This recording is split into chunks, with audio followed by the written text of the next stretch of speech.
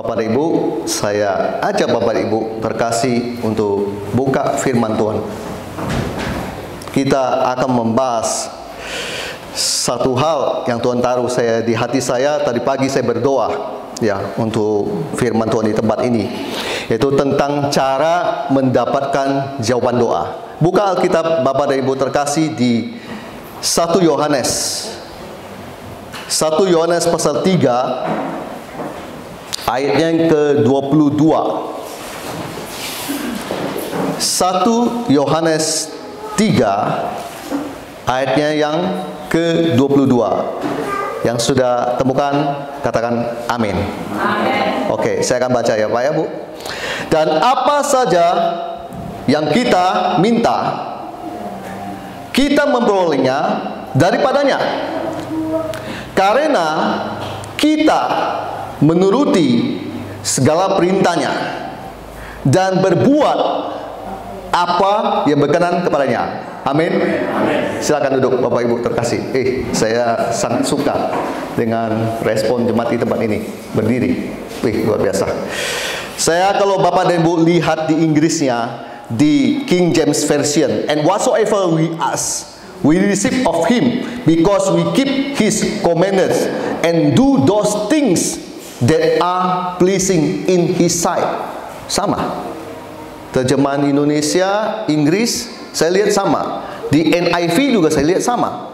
Ya, Bapak Ibu terkasih, saya pikir ini adalah sesuatu yang orang Kristen gumulkan hari-hari ini. Amin.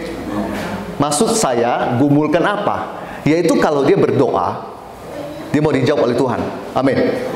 Dan makanya saya bilang ini yang digumulkan oleh orang-orang Kristen hari-hari ini, yaitu ketika kita berdoa sama Tuhan, Tuhan jawab.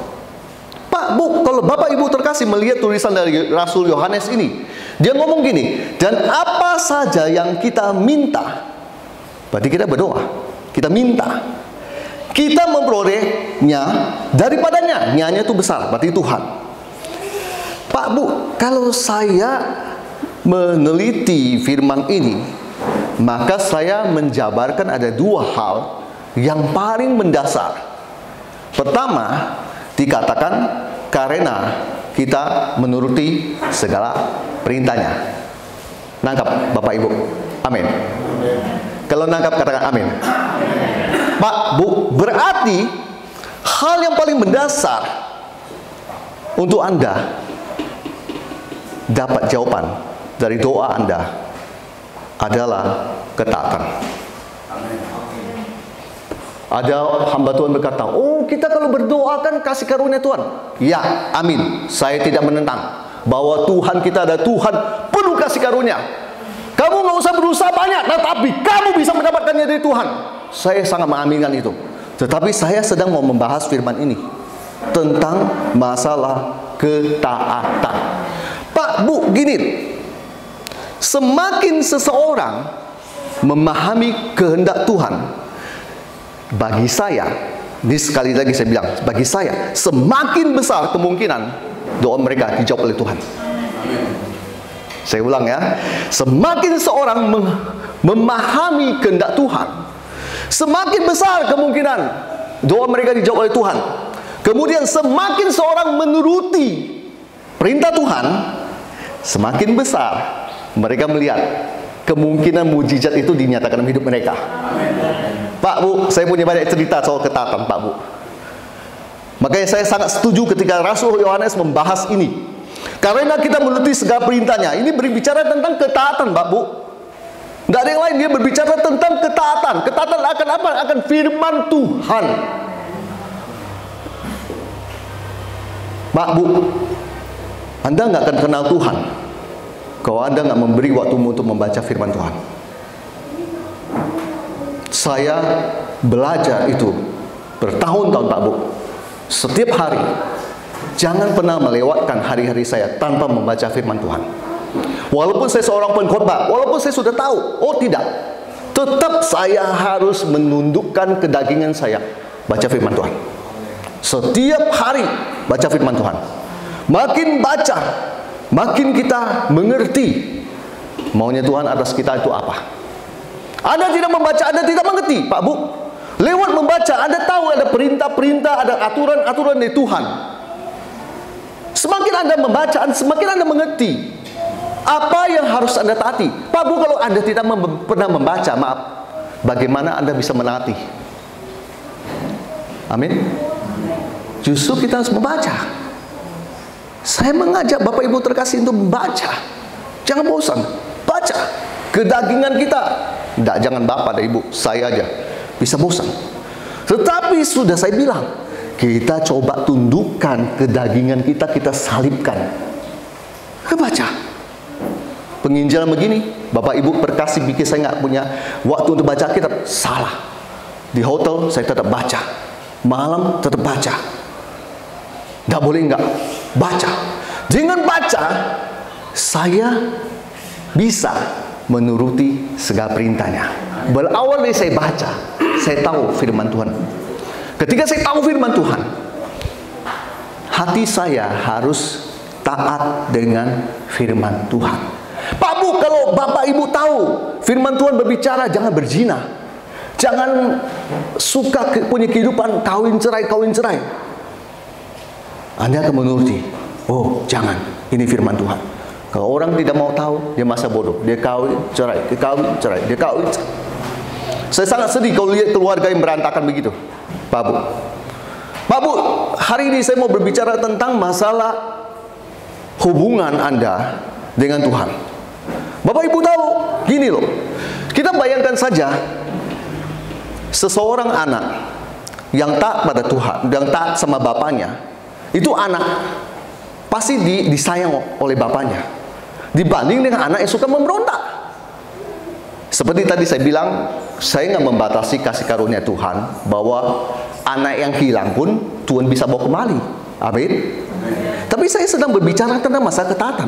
Pak Bu, saya belajar bertahun-tahun bagaimana hidup saya selain taat dengan firman Tuhan. Saya belajar dalam hidup saya adalah begini, Pak Bu. Kalau Roh Kudus berbicara sama saya, ini saya bicara Roh Kudus ya. Tadi saya bicara firman. Kalau Roh Kudus berbicara sama saya harus taat, Pak Bu. Contoh, tadi pagi seorang membawa saya ke tempat tujuan. Habis saya mendoakan keluarga itu, saya pulang. Dia minta saya singgah ke satu janda. Saya pikir, ngapain dia kasih singgah sini? Ayo udah, gak apa-apa. Dia bilang, Bapak pasti kenal orang ini. Ternyata anaknya memang saya kenal. Dulu pernah dia kasih saya link pelayanan di Lelem. Singkat cerita, ya, biasa kita pendeta mendoakan orang. Saya doakan ibu janda ini. Dengan baik. Waktu saya taruh tangan di atas kepala dia, Tuhan jangan jelas berbicara, kasih duitmu buat dia. Saya bingung. Kasih duit buat dia. Hari-hari saya di Manado masih panjang, Tuhan. Kedagingan saya berkata begitu. Ya, namanya manusia, Pak Bu. Tapi seringkali, Pak Bu, daging saya salibkan.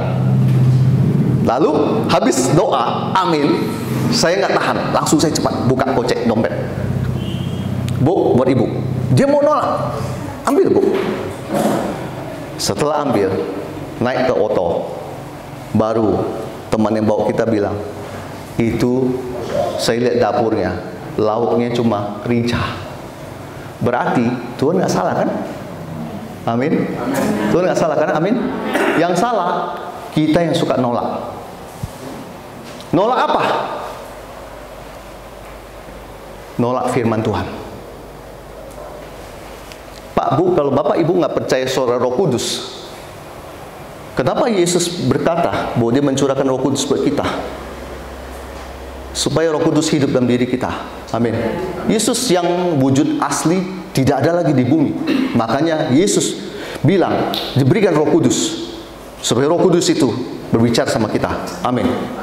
Pak Bu, ini cuma satu kasus. Kasus kedua di Kalimantan Barat. Saya punya seorang teman, hamba Tuhan. Dia itu sakit gula, parah. Bolak-balik rumah sakit Pontianak. Dia butuh 3 jam kurang lebih ke sana. Duit dia habis. Saya kadang-kadang menabur. Kadang-kadang ada uang saya menabur buat dia. Suatu saat lagi siang bolong Pak Bu, ya, lagi duduk di atas lagi berkebun. Jadi saya ada tanam-tanam itu pohon-pohon lidah buaya gitu. Saya suka tanaman lidah buaya. Ya, lidah buaya itu khasnya Kalimantan Barat. Tuhan berbicara sama saya, kasih lihat muka dia. Saya ingat dah, kalau saya itu Pak Bu connect sama Tuhan. Bapak Ibu tahu connect itu tersambung. Saya kalau dikasih lihat, saya nggak usah bertanya maksud Tuhan apa ya. Kalau buat saya nggak usah tanya, saya sudah tahu, saya sudah kenal Bapak saya. Kalau dia cuma kasih lihat, nggak ada ngomong, saya sudah tahu. Berarti ada sesuatu yang dia mau, saya taat. Lalu Bapak Ibu kalau dengar cerita ini, Bapak Ibu akan bilang, oh kok bisa pas sekali. Jadi saya bilang sama istri saya, kau tolong kirim duit ini pun peneda ini. Istri saya berdebat sama saya. Dia bilang, ini saya lagi kerja ini, saya nggak bisa gini semua. Saya pertegas, kau kirim atau enggak sekarang. Oh, dia agak merasa terganggu, jalan lagi ke ATM jauh. Bapak Ibu dengar? Jalan lagi ke ATM jauh. Ya, jadi waktu itu kita nggak pakai yang di handphone, tidak, jalan ke ATM.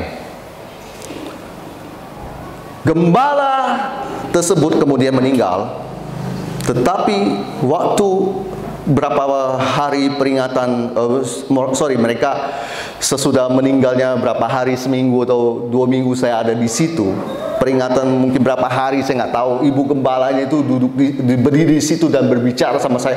Saya cuma terpaku dan mendengarnya. Apa? Dia bilang waktu itu saya sedang mengantri di loket pembayaran. Tetapi duit saya nggak ada. Dia mengantri dengan iman. Wih, saya nggak habis mikir. Ada orang kayak gitu ya, mengantri dengan iman. Duit nggak ada, Pak Bu. Kau mengantri mau duit, gampang Bapak Ibu. Amin.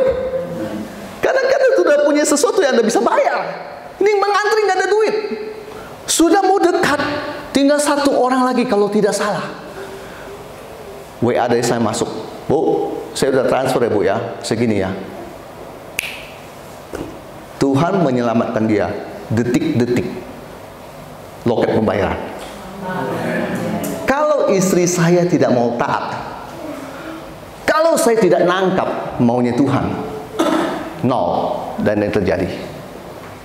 Bapak Ibu lihat, Tuhan senang dengan orang-orang yang taat. Tuhan senang kalau dia bisa menyampaikan suaranya buat orang itu dan orang itu mau melakukan. Seringkali saya ketemu, Tuhannya sudah kasih tahu, orangnya berdebat. Wah Tuhan tahu nggak punya uang. Tuhan nggak bisa bekerja. Bapak Ibu jangan bangga berpikir, Tuhan nggak bisa bekerja lewat saya. Dengar dulu, Tuhan kok nggak bisa bekerja dengan Anda? Tuhan bisa bekerja lewat si B, si C, si D, si F. Tergantung yang mau buka hati buat dia. Jangan kau merasa bangga. Tuhan, kalau nggak ada saya, nggak Tuhan bisa pakai orang lain. Pak Bu, saya senang kalau Tuhan mau pakai saya. Saya senang kalau Tuhan mau berbicara sama saya. Saya senang kalau dia sampai hari ini masih ada suaranya. Kasih buat dia. Saya senang. Berarti dia masih ada. Suaranya masih ada. Dia masih berkomunikasi. Dan saya kalau taat, berarti saya dapat poin lagi Pak Bu. Amin. Bapak Ibu mau dapat poin terus, amin. Poin apa? Poin Tuhan sayang. Dengar baik, poin Tuhan sayang sama Anda. Poin Tuhan menaruh kasih buat Anda. Perhatikan Musa, perhatikan Daud. Siapa yang bilang orang itu sempurna, Pak Bu? Sebentar. Siapa yang bilang orang itu sempurna? Musa dia bilang, dia tulis di kitab itu sendiri bahwa dia adalah lemah lembut, sangat lembut hatinya. Bapak Ibu kalau lihat baca itu, siapa yang nulis kitab itu? Musa. Kok nulis dirinya sendiri? Pak, Bu, Musa juga pernah emosi, ambil tongkat pukul, akibat itu nggak bisa masuk ke tanah perjanjian, nggak sempurna. Bapak Ibu membanggakan Daud, orang yang berkenan di hadapan Tuhan. Itu juga orang banyak dosa. Dia sensus penduduk, padahal panglimanya udah bilang jangan, dia tetap mau lakukan, mati orang. Kenapa? Kesombongan. Belum lagi urusan Betseba, belum lagi urusan yang lainnya. Pak, Bu, lihatlah orang ini, kesempurna. Tetapi yang saya pelajari, orang-orang pria-prianya Tuhan ini adalah orang yang taat sama Tuhan. Makanya dia mendapatkan perkenanan dari Tuhan. Hari ini apa sih kita cari, Pak, Bu? Kalau saya mau cari perkenan Tuhan. Saya rindu, saya berkenan di hadapan Tuhan. Oh, saya sangat rindu. Pak, Bu, dengan Anda memegang firman-Nya, peraturannya, Inggris bilang, we keep His commands. Dengan kita pegang itu firman, melakukannya, saya sangat percaya, Pak, Bu, kata tertulis di Alkitab, apa saja yang kau minta, kau memperolehnya. Kunci itu, kamu mendapat jawaban dari Tuhan. Kunci Anda mendapatkan jawaban doa Anda. Bapak Ibu kan bilang, yang mana buktinya? Oke, saya masuk ke bukti ya, Pak, Bu.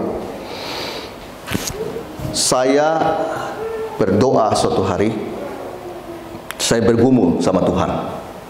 Rupa-rupanya kehidupan kan tidak selalu berbicara tentang tagihan-tagihan, PLN, PAM, apa itu, ini itu, dan kadang-kadang adalah hal-hal yang mengakibatkan kita harus membayarnya dan jumlahnya besar. Suatu hari saya menyampaikan kepada Tuhan, waktu istri saya sedang pergi ke pasar, saya bilang sama Tuhan, Tuhan, aku butuh 5 juta. Saya nggak perlu merasa berat yang ngomong sama Tuhan 5 juta gitu ya. Tuhan nanti akan tanya, kamu habisnya apa 5 juta ini? Tapi memang butuh. Banyak yang harus saya bayar dan sebagainya. Saya ngomong sama Tuhan, Tuhan aku butuh 5 juta. 7.30 saya berdoa.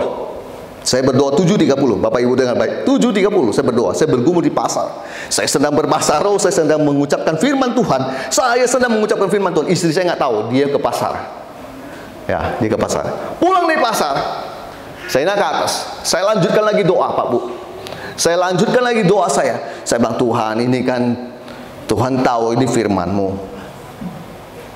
Ya, doa orang benar-benar yang yakin didoakan sangat besar kuasanya. Tuhan, aku hari ini berdiri di posisi dibenarkan oleh darah-Mu. Firman bukan berkata begini, Tuhan, sekarang aku minta 5 juta.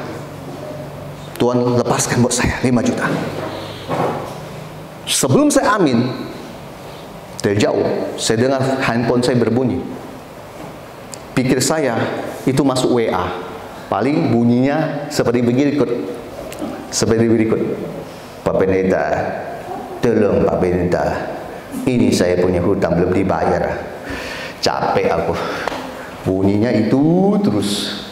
Ada lagi, Pak Pendeta sakit, Pak Pendeta. Saya tidak pernah mendapatkan WA. Pak Pendeta, saya dapat duit banyak, Pak Pendeta. Kapan kita makan-makan? Ada Pak Pendeta. Pak Pendeta butuh lah 10 juta. Saya ada. Gak ada. Itu saya nggak pernah dengar.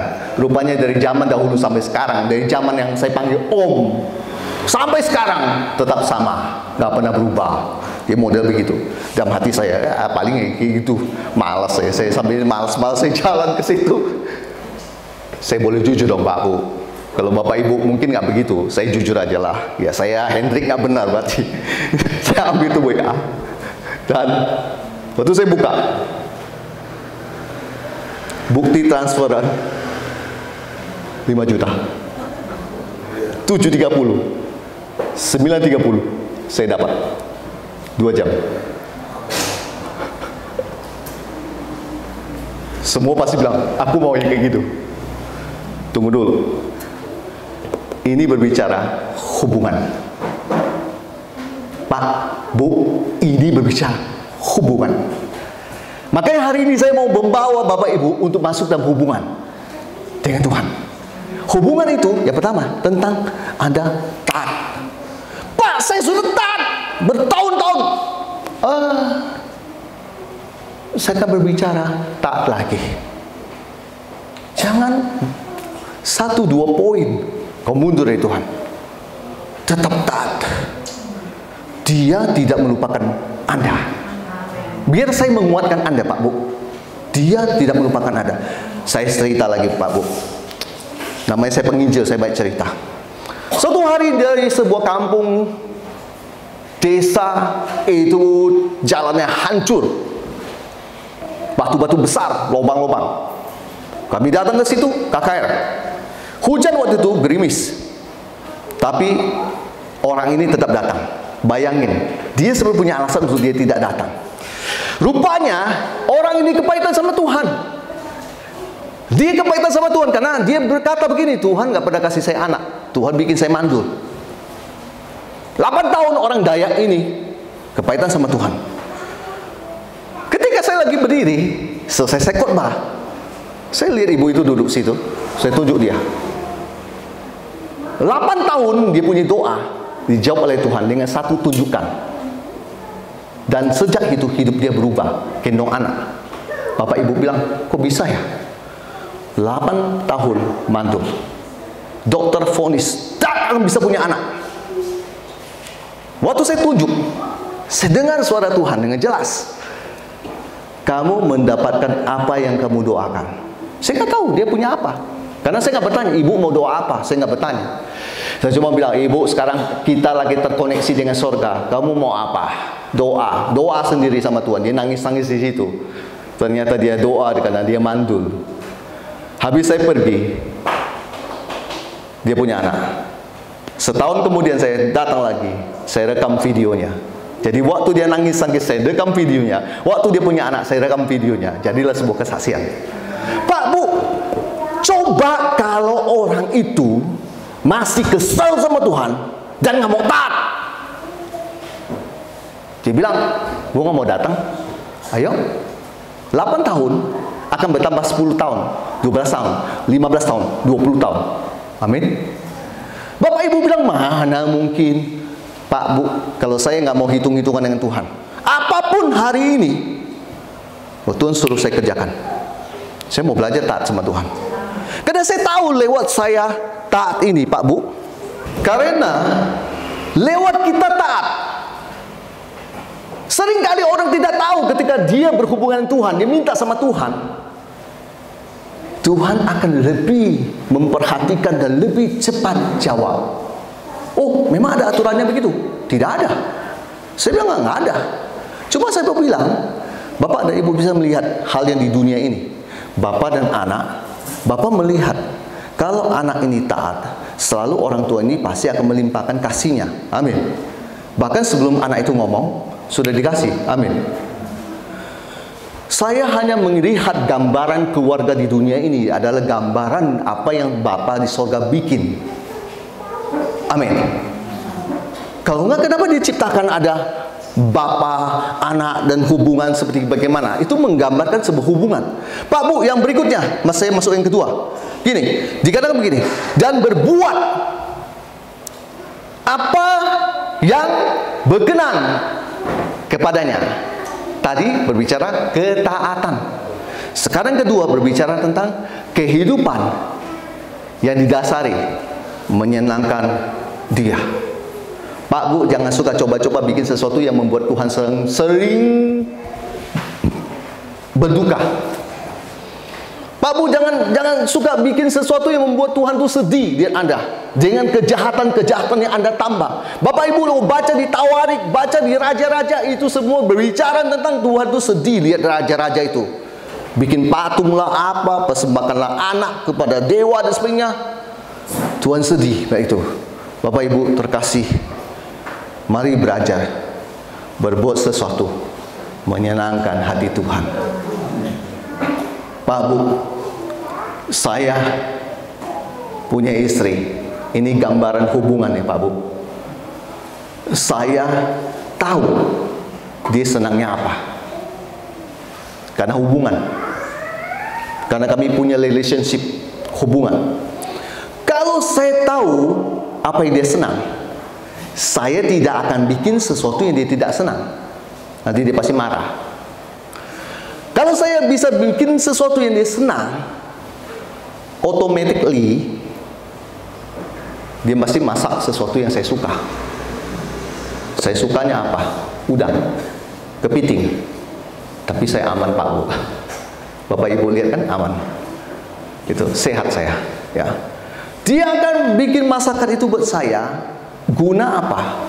Membuat saya senang. Pak, Bu, sekarang kita berbicara Tuhan. Kita bicara Tuhan. Bapak dan Ibu tahu bahwa Tuhan itu suka orang sembah Dia. Amin. Bapak Ibu tahu kenapa King David, Raja Daud disukai oleh Tuhan dan dia disenangi Tuhan, dibilang orang berkenan di hati Tuhan. Kenapa? Salah satunya, dia suka menulis mazmur. Mazmur isinya apa? Pujian kepada Tuhan. Jadi dia suka memuji Tuhan apapun kondisinya. Saya belajar dari orang ini. Pak, Bu, gini. Kalau Anda mau lihat doa-doa Anda yang besar, tapi Anda mau Tuhan jawab, harusnya Anda bisa belajar dari sekarang bagaimana Anda menyenangkan hati Tuhan. Saya kasih contoh Pak Bu ya. Paulus dan Silas, Bapak Ibu pasti kenal. Tahu di Alkitab itu tertulis itu nama. Saya hanya melihat waktu dia di penjara.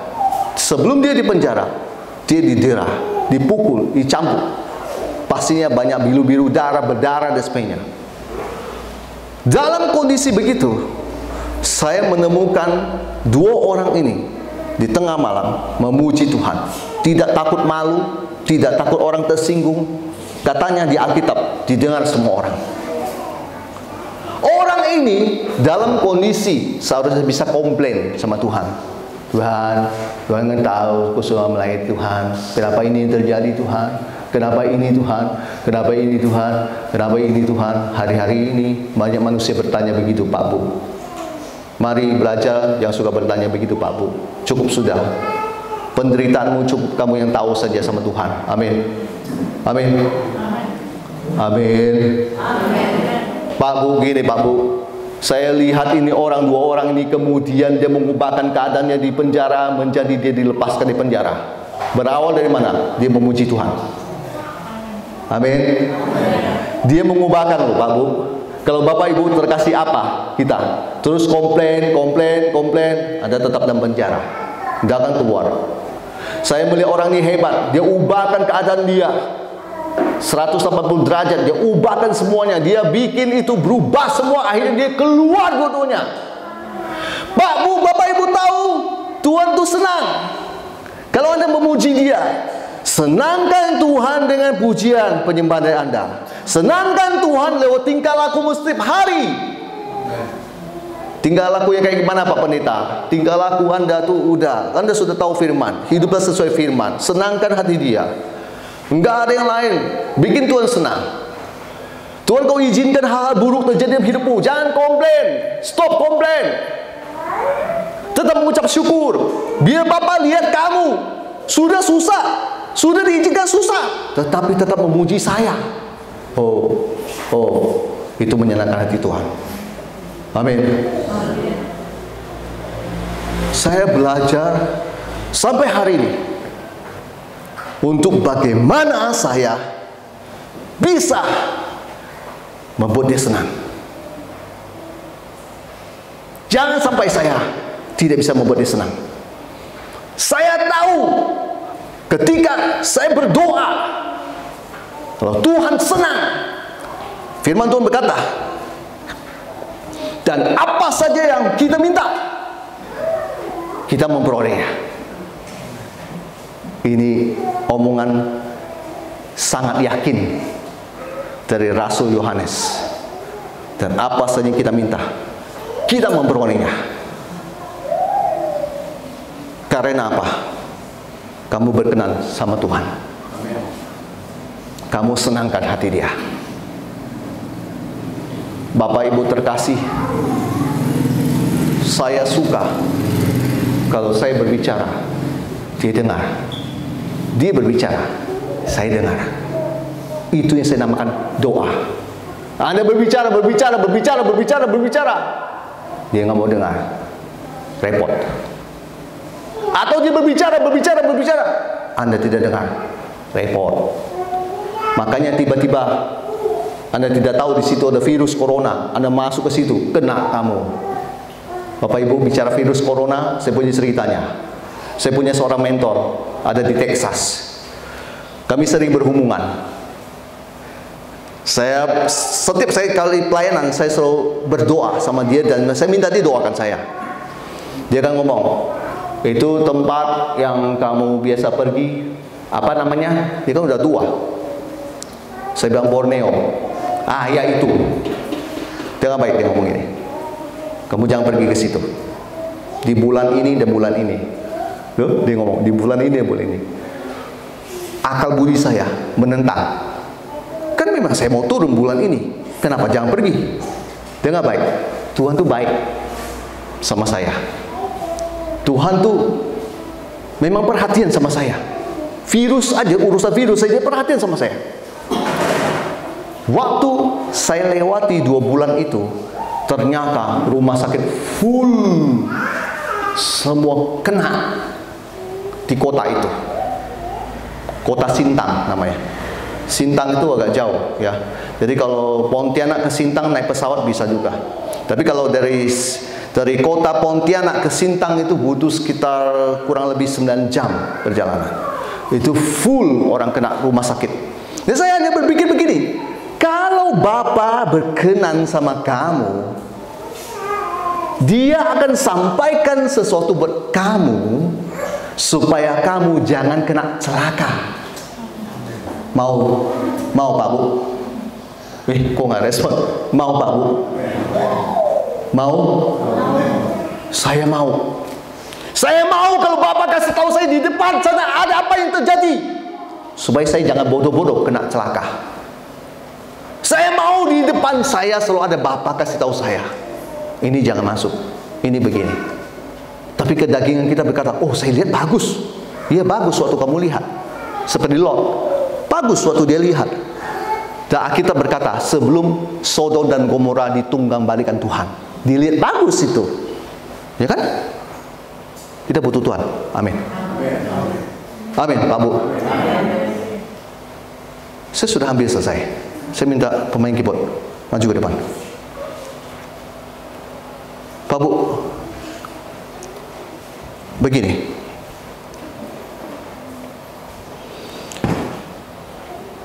Ada firman di Yohanes pasal 15 ayat 7. Saya akan bacakan. Bapak Ibu nggak usah lihat, Bapak Ibu sudah tahu firmannya. Yohanes pasal 15 ayat 7. Saya bacakan. Jikalau kamu tinggal dalam aku, dan firmanku tinggal dalam kamu, mintalah apa saja yang kamu kehendaki dan kamu akan menerimanya. Bapak Ibu terkasih, bayangkan tentang tinggal itu berbicara tentang orang yang mau taat. Sebab kalau dia tidak taat, dia nggak akan bisa tinggal dalam firman. Dia pasti keluar dari firman. Apa sih kekristenan Anda yang Anda cari selama ini? Berkat, berkat, berkat. Saya sadari dalam hidup saya, Pak Bu, berkat memang penting, Pak Bu, tapi bukan terpenting. Saya jawab Bapak Ibu terkasih, berkat saya butuh, keuangan saya butuh, tapi saya sadar rupanya itu bukan yang terpenting. Yang terpenting adalah saya punya hubungan dengan Bapak. Kalau saya mau berhubungan dengan Bapak, saya harus tahu bahwa Bapak saya itu bukan Bapak otoriter. Kalau kamu nggak taat, saya nggak akan jawab doa kamu dan sebagainya. Bukan begitu, Pak Bu. Saya sedang mengajari Bapak Ibu untuk Anda menghargai Bapamu, untuk Anda mendalami kasihmu sama Dia. Alkitab sudah berkata, apa saja yang kau minta, kau akan memperoleh daripadanya. Itu yang Yesus mau. Kau doa apa? Aku jawab kamu. Kau doa apa? Aku jawab kamu. Tapi Anda harus tahu, ada dua hal yang mendasarinya. Satu, ada menuruti segala perintahnya. Berbicara tentang ketaatan. Tuhan rindu hari-hari ini lihat anak-anak Tuhan yang berani taat di tengah-tengah orang tidak taat. Karena hari-hari ini banyak orang gereja tidak taat, tapi mereka menamakan dirinya orang Kristen. Tapi mereka tidak taat. Mereka melecehkan Tuhan dengan ketidaktaatan mereka. Tuhan sedih. Dan kedua,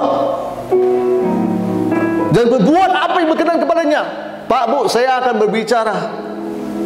Kamu punya kehidupan menyenangkan hati Tuhan. Pak, Bu, doa nggak usah pakai lama kok, Bu, dijawab oleh Tuhan. Saya berani ulangin sekali lagi. Doa tidak pakai lama untuk dijawab oleh Tuhan. Sebab kamu sudah dapat hatinya Tuhan. Kalau kamu dapat hatinya Tuhan, kau dapat semua. Kau cuma bilang, Tuhan, Engkau tahu. Tuhan dari surga bilang, ya aku udah tahu. Sebentar. Kau tahan sebentar. Sebentar.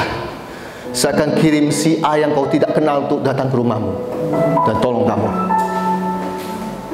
Kau nggak usah nangis lebih panjang lagi dan bilang, Tuhan, aku begini, aku udah. Cukup.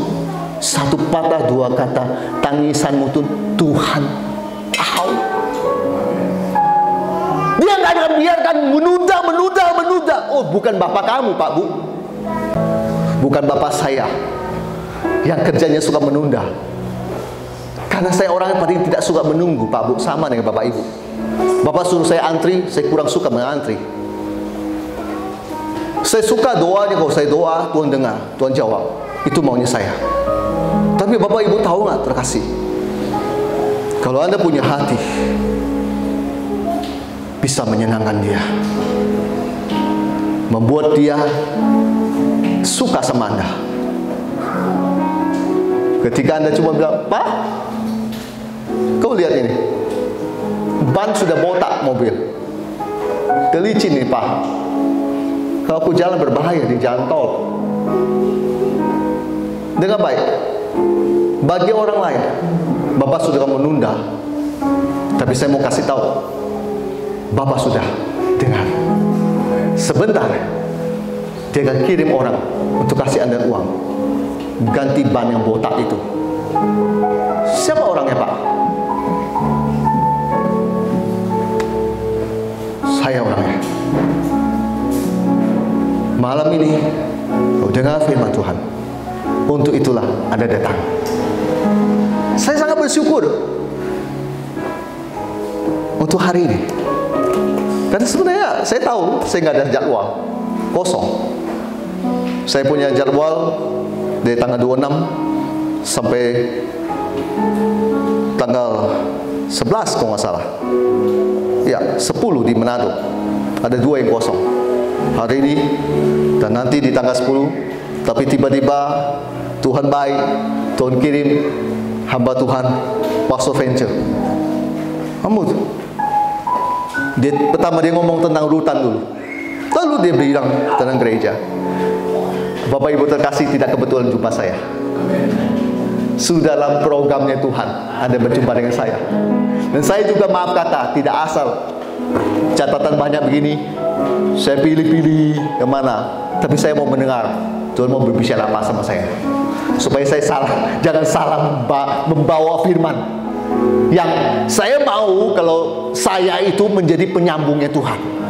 Kalau Tuhan kasih perintah saya, itu saya mau lakukan. Di luar itu saya nggak mau. Saya nggak mau mengkorbankan semua yang saya hebat, pelayanan selama bertahun-tahun di hutan Kalimantan Barat. Nggak mau. Sebab saya tahu pelayanan saya karena Dia yang suruh. Karena Dia yang suruh, maka harus taat supaya dia senang, supaya dia suaranya nyampai ke jemaat dan jemaat pulang. Anda diberkati. Tutup mata Anda. Kita berdoa.